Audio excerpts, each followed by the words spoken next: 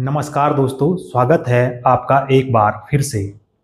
आज हम बात करेंगे कि हम अपनी जो फालतू खर्चा करने की आदत है, उसको कंट्रोल कैसे कर सकते हैं।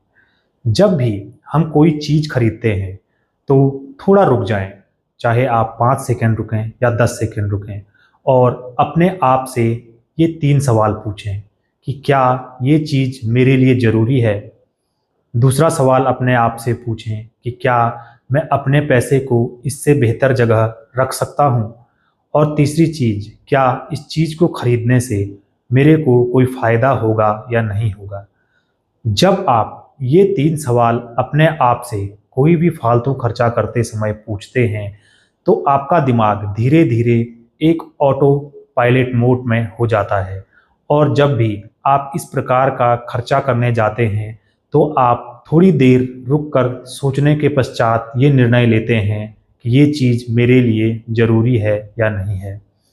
जिस प्रकार से यदि कोई बच्चा शैतानी करता है या वो किसी गर्म चीज़ को छूता है, तो उसका दिमाग अगली बार उससे कहता है कि ये चीज़ मत छुओ, ये गर्म है। तो ठीक उसी प्रकार से जब इस प्रकार की आदत हमारे अंदर डेवलप हो जाती है, तो हम जब भी कोई फालतू खर्चा करने जाते हैं, तो हमारा दिमाग हमें खुद सिग्नल देता है। और जब धीरे-धीरे समय ज़्यादा व्यतीत होता रहता है, तो हमारा दिमाग हमसे खुद ही ये सवाल पूछने लग जाता है और हमारी इससे फालतू खर्चा करने की आदत बहुत कम हो जाती है।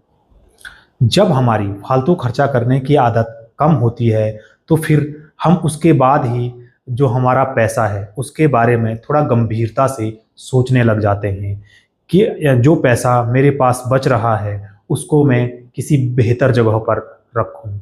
क्योंकि मैं बार-बार भी ये चीज़ कहते आया हूँ, पैसे की समझ या अमीर बनने की शुरुआत जो होती है, वो हमारी सोच से होती है, ना कि पैसे बचाने से होती है।